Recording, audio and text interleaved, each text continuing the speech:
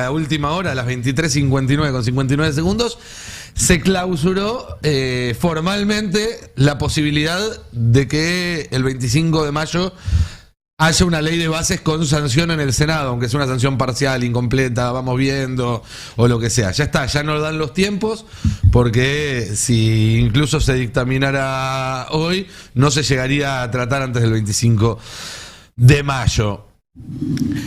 Ahí hay un doble mensaje.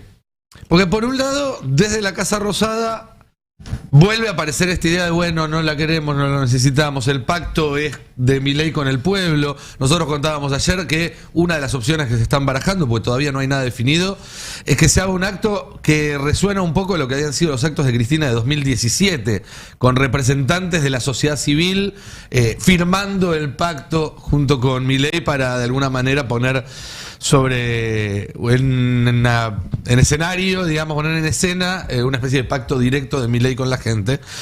Pero lo cierto es que esa supuesta dejadez o desinterés en la ley de bases, que Milei también expresó varias veces, dijo, si no sale no importa, Sturzenegger diciendo, si no sale no importa, se choca con lo que sucede cuando uno mira lo que estuvo pasando efectivamente en el Congreso, que es un interés muy real del oficialismo porque esto salga. Sin ir más lejos, del Senado tuvo plenario de comisiones lunes, martes, miércoles, jueves. Es muy raro que pase eso. En general dice, bueno, nos juntamos una vez por semana, 2 veces por semana. Sin ir más lejos, lo último que hizo Milei antes de subirse a un avión para ir a España es levantar el teléfono y pedirle a Villarroel que intervenga en la negociación, porque los interlocutores que estaba poniendo el Poder Ejecutivo se estaban encontrando con una pared que no lograban saltar. Y ya venimos contando que existe una desconfianza y una distancia entre el presidente y la vice, con lo cual hacer ese llamado, me imagino, que da cuenta de que hay algo ahí que quieren que salga. No sé si es Milei, si son los sponsors de Milei. Necesita. Se lo vienen exigiendo desde el Fondo Monetario Internacional, los fondos de inversión, los empresarios argentinos. Nadie sabe si sale, qué fisonomía va a tener, qué va a incorporar o no. Es decir, ha generado mucha incertidumbre y por lo tanto se han postergado muchas decisiones económicas. Y eso tiene consecuencias en el presente inmediato, por ejemplo, con el tipo de cambio, que cada día que pasa está más presionado. Porque los dólares no aparecen, porque se acercan vencimientos o ya cursan vencimientos importantes, porque crece la presión de los agroexportadores para que le mejoren el tipo de cambio y si no hay dólares, la única forma de que mejore el tipo de cambio es con una devaluación. Bueno, creo que Cande tiene un informe muy completo sobre este asunto, pero la ley base se transformó por obra del gobierno en un problemón para el gobierno. Si sale, depende de cómo salga, puede ser mejor o peor, y si no sale, bueno, ni hablar, es un gobierno que le muestra al mundo que está incapacitado para gestionar la política de su país. Lleva 5 meses sin haber sacado. Exactamente, eso se lo reprochan todos, una ley, cosa que ya empieza a ser bastante llamativo, claro, aún para un gobierno que tiene muy pocos senadores y diputados. Y como decís vos, ahora uno ya empieza a dudar acerca de qué puede llegar a salir de esta ley, porque recibió tantos cuestionamientos y tan duros que uno ya duda de qué formato va a tener una ley, y no dejo de pensar que si no lo hubieran retirado en enero, que era una ley que tenía, recordemos, casi 700 artículos, hubiera salido cualquier cosa de ese primer proyecto de ley ómnibus, porque le estaban sacando algunas cositas, un papelón, pero hubiera pasado ahí. Bueno, de hecho, si se aprueba la versión que salió con media sanción de diputados, también se está aprobando cualquier cosa. Sí, por supuesto, pero por lo menos en un sentido, en una orientación. Esto que se está conversando ahora de incluir a las pymes en el RIGI, de incorporarle al RIGI el compre nacional, que es lo que se busca desarmar con el RIGI, empieza ya a generar muchas dudas respecto a aquellos que patrocinaban varios de los artículos de la ley. Igual, más allá de las modificaciones, creo que es importante como señal, sobre todo de cara a la economía más financiera, a los mercados, a lo que se va a titular, que consigan algún tipo de ley. Que consigan algo que pueda decir, bueno, tengo algún piso de acuerdo político para avanzar en una de las reformas. Ahora, la pregunta es, Milei en este momento quiere caerle bien a estos mercados, entre comillas, a los que pueden poner dólares, o quiere tener algo para ir a sacar chapa con sus amigos de Vox este fin de semana? Porque si es lo segundo, se pone duro y dice que no salga nada. ¿Importa lo que piensa Milei en su foro íntimo? Bueno, esa también es una buena pregunta. Porque vos decías recién, la fueron a buscar a Villarroel para que intente destrabar, por el esquema de relaciones que armó en este tiempo, el tránsito de la ley. Villarroel hizo saber, en una operación bastante obvia, que no la habían convocado y después que la habían convocado. Hizo y saber que inmediatamente que ni bien la convocaron, armó 2 o 3 reuniones. Porque ayer al mediodía se juntó con Francos y con el vicejefe de gabinete, 70 palos, y a las 2, 3 de la tarde ya tenía su reunión con los radicales, su reunión con el Guadalupe Tagliaferri. Hizo saber que había sido excluida e hizo saber que había sido incluida, las dos cosas. Muy bicha Villarroel. Muy bicha. Bueno, es una forma de caracterizarla. Ahora, me da la sensación que el desafío que incorpora Villarroel, el desafío político interno que incorpora a Villarroel, ahora forma parte de una constelación. Es la escena, ¿vieron la escena, recuerdan la escena de Perros de la Calle en la que están en una habitación y todos apuntándose entre sí? La sensación de que cualquiera... Mexican standoff es la palabra técnica en cine, el duelo mexicano, cuando son varios apuntándose entre una imagen de The Office a mí, perdón. Bueno, o el meme del hombre araña con muchos hombres araña, todos apuntándose. Pero me parece que es más que un señalamiento, son personas apuntándose. La escena que pasó ayer en la legislatura porteña con Ramiro Marra y Ramírez, que es la legisladora que tenía a su lado. No sé si tenemos algún... Lo tenemos, es el 21. Para ver. Es el 21. Ahí está. Porque esta escena, para mí, exhibe el nivel de internismo que está provocando todo esto que estamos hablando. De abril del 2024, Presidencia de la Legislatura de la Ciudad Autónoma de Buenos Aires, señora Clara Mucio. Por medio de la presente, los abajo firmantes, manifestamos a las autoridades de esta legislatura nuestra voluntad de designar al diputado Ramiro Daniel Marra como presidente del bloque La Libertad Avanza. En otro particular, firman la nota Ramiro Marra, Eugenio Casielles, Jorge Reta, Sandra Rey y Edgardo Alifraco. Tiene la palabra la diputada Pilar Ramírez. Gracias, presidenta. Yo voy a pedir una cuestión de privilegio en los términos del artículo 189.1 del reglamento, 195, inciso 14. ¿Sí? Ok, tiene la palabra. Gracias. Bueno, en función, voy a explicar los motivos de la cuestión de privilegio planteada. Con fecha 19 de abril de 2024, tomo conocimiento de una nota presentada con fecha 15 de abril de 2024 por los diputados Ramiro Marra, Edgardo Alifraco, Sandra Rey, Jorge Reta y Eugenio Casielles, en la que informan a la presidencia de la legislatura que por decisión de dichos diputadas y diputada ha sido designado el diputado Ramiro Marra, presidente del bloque de La Libertad Avanza. En virtud de la presentación de esa nota antes mencionada, que le fue comunicada a la presidencia de la legislatura, como respuesta a un pedido de información al respecto presentado por mí, tomo conocimiento de la misma. En tal sentido, con fecha 19 de abril de 2024, yo planteo una impugnación que da origen al expediente 1032 y 2024, el que actualmente se encuentra en trámite ante la Junta de Interpretación y Reglamento, y en honor a la brevedad voy a leer la impugnación que dio origen a ese expediente.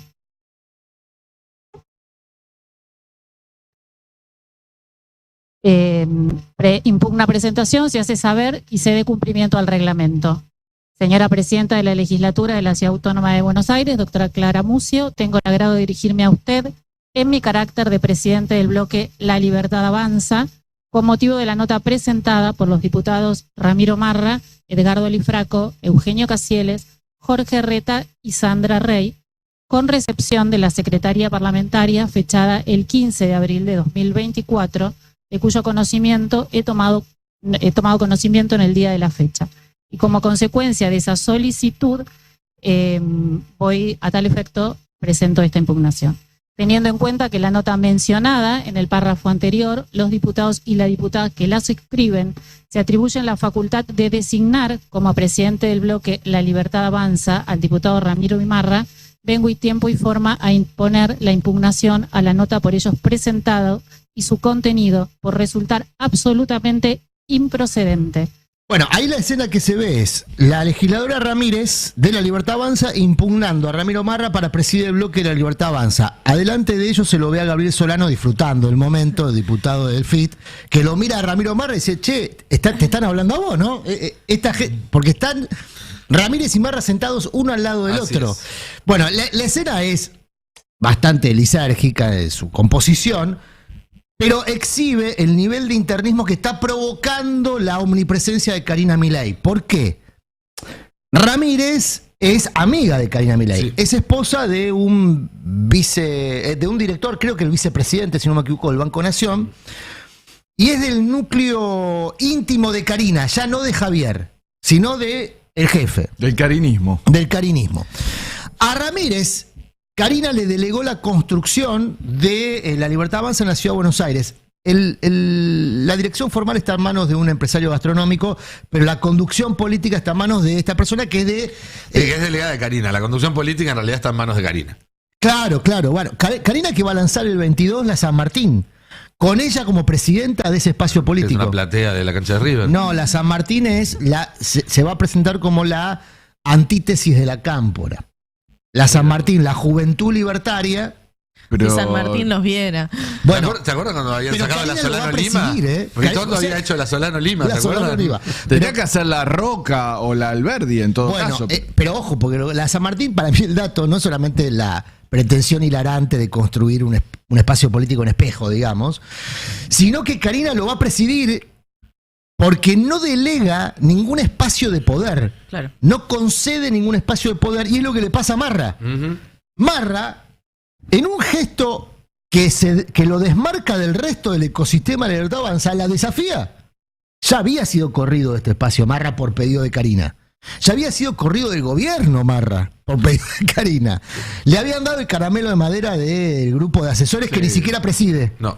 O sea, nada. Y ahora volvió por sus fueros y frente a él y a su pretendida autoridad, Karina, a través de su delegada, lo impugna. Bueno, esa escena que se vio ayer se comentó muchísimo en el ámbito político porque habla de cómo se va deshilachando las opciones de poder real de Javier Milei, incluso en su propio espacio. Segunda escena que llamó mucho la atención. Acaban de nombrar al nuevo jefe de la aduana Sí. en reemplazo de una funcionaria que fue denunciada por un supuesto acto de corrupción, un préstamo que recibió de una empresa que debía fiscalizar. La persona que reemplaza a Ludovico es Eduardo Mallea, un hombre que se presenta como un técnico experto en comercio exterior, hombre de la línea pura y dura del macrismo. Macrismo fiscal, esa línea que había armado Macri en la AFIP, en la segunda instancia de su gobierno, cuando toma posesión de ese organismo, al principio había estado Curuchetti y después otro funcionario, donde se arma una línea técnica, pero que respondía al propio Mauricio Macri. Bueno, Mallea viene de esa orientación. Ludovico más cercana a la estructura que respondía a Sergio Massa como ministro de Economía. Es decir, que Macri toma control de un área muy sensible. Toma control de un área muy sensible en el gobierno, que es nada más y nada menos que la dirección de aduana. Todo esto ocurre mientras Guadalupe Tagliaferri, senadora del PRO, que hasta hace poco respondía a Larreta, que había confrontado con Macri, pero que ahora aparentemente volvió al redil de Mauricio Macri, lo inquiere a Pose hace un par de días, en una de las preguntas, de las 1200 preguntas, y le dice, ¿me dan el número, la precisión de cuántos funcionarios de la raviolera actual provienen de la gestión de Unión por la Patria? Y le dan un número muy preciso contra todos los antecedentes, incluso de la propia respuesta de Pose, donde había muchas imprecisiones. Le dicen 1812. Sobre una raviolera de 4.500 funcionarios. Es un número importante. Ujú. 1812 le dice Pose, que evidentemente quería que el número se supiese, y ahí se empiezan a despertar las suspicacias respecto a cómo se está rearmando el esquema de poder a partir de las internas de, y empiezo a describir, Pose y Caputo. A esa interna le adjudican, por ejemplo, Caputo Luis, Caputo Santiago. Santiago. Sí, sí. Por eso, Pose, Santiago Caputo y Karina por un lado, y lo que se conoce como el ala política ahora, que en realidad es la ex Corporación América, que es Francos y Pose del otro, y Toto Caputo como un electrón suelto que en realidad lo único que busca es algo de guita para... Ojo, porque si Pose incorpora como aliado a Mauricio Macri en este dispositivo, que es lo que muchos leen de manera oblicua en este pase...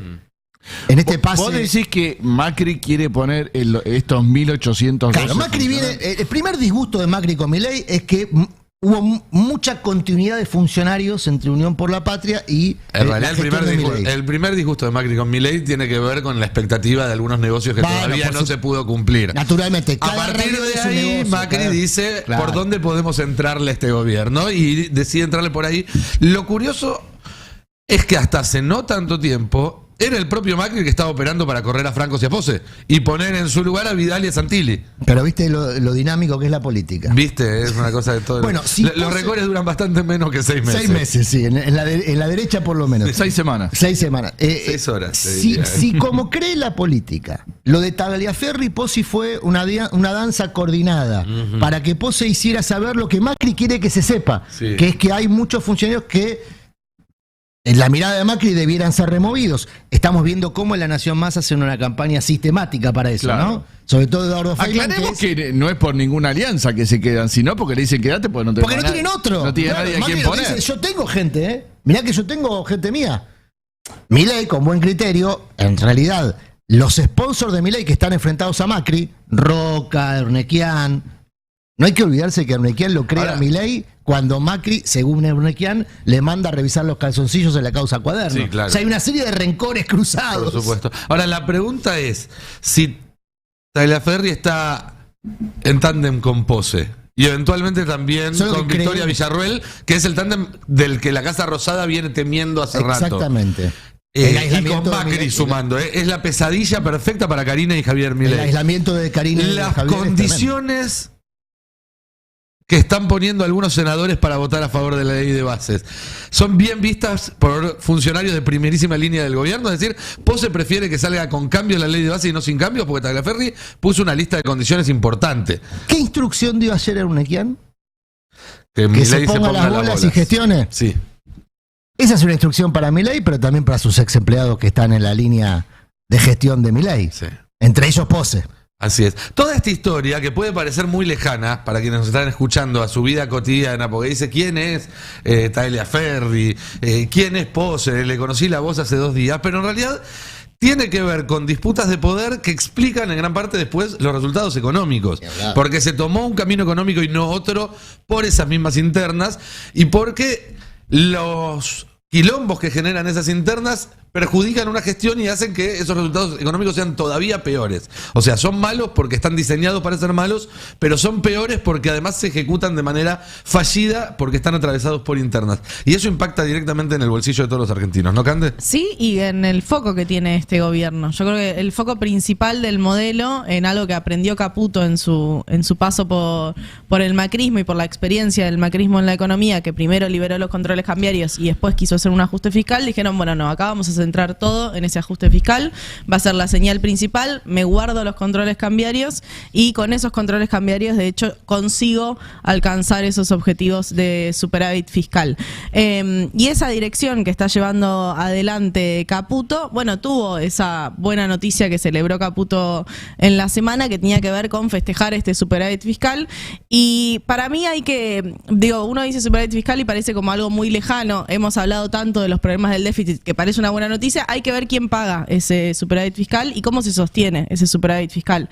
Lo repasábamos hoy más temprano, pero el gráfico este que estamos viendo en pantalla es muy claro en el sentido de comparar ese superávit primario, que es la primera línea azul, en los primeros 4 meses del año, o sea, ese primer cuatrimestre del año que tiene todos los meses superávit fiscal, pero que es un superávit fiscal cada vez más chiquito. Lo que se ve en el gráfico, para aquellos que lo están haciendo por radio, es que la barra que marca el superávit daba 2 billones de pesos en enero, 1,2 billones en febrero, 0,6 en marzo y 0,2 en abril. Es decir, que está cayendo prácticamente a la mitad o más mes a mes. Mes a mes y consecuentemente ese superávit primario, que es la diferencia entre lo que recauda el Estado y lo que gasta, bueno, le queda menos plata para pagar los intereses financieros, ¿no? Entonces esa barrita gris que está al lado también va cayendo consecuentemente.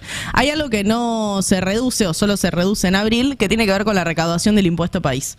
El impuesto país explica en 3 de los 4 meses la totalidad del superávit financiero y casi la mitad del superávit primario. O sea, se sostiene ese superávit primario en la recaudación del impuesto país, que está completamente atado a los controles cambiarios. No le quedaban brazos para sacarse a Milei. Recordemos qué es el impuesto país y por qué también estos números significan un problema para el plan económico que supuestamente tiene como objetivo salir del cepo. Totalmente. El impuesto país es un impuesto que se creó con la Ley de Solidaridad y Reactivación Productiva de 2019 del gobierno de Alberto Fernández, con una idea de que era un impuesto que iba a estar por 5 años para diferenciar el tipo de cambio. La idea era generar 2 tipos de cambio, uno para el dólar ahorro sería y otro para el dólar productivo. Eso fue cambiando en el tiempo porque Milei lo que hizo fue incorporar el impuesto país a las importaciones. Entonces ya no tenés un tipo de cambio diferenciado en relación a lo que necesita la industria para importar y al dólar más dólar ahorro o ese dólar para hacerse de activos financieros. Y es interesante también en abril que esa recaudación del impuesto país no viene tan explicada por importaciones, que vienen cayendo por la recesión económica, sino por el BOPREAL, que permitió que se giraran dividendos y utilidades para no residentes. Que es el último tramo del mes, además. Es el último tramo del mes. O sea, es la mitad del mes, porque la primera mitad del mes no existía resolución que lo permitiera. Ahora, la caída la caída que se aprecia entre marzo y abril del impuesto país es consecuente con la caída de las importaciones, que es bastante vertical en el mismo periodo. Ayer la Cámara de Empresas Tecnológicas denunciaron, porque la verdad que hay que decirlo que fue en tono de denuncia, una caída del 40% en una industria donde las importaciones son fundamentales, porque la Argentina no produce todos los insumos que se requiere para elaborar productos tecnológicos.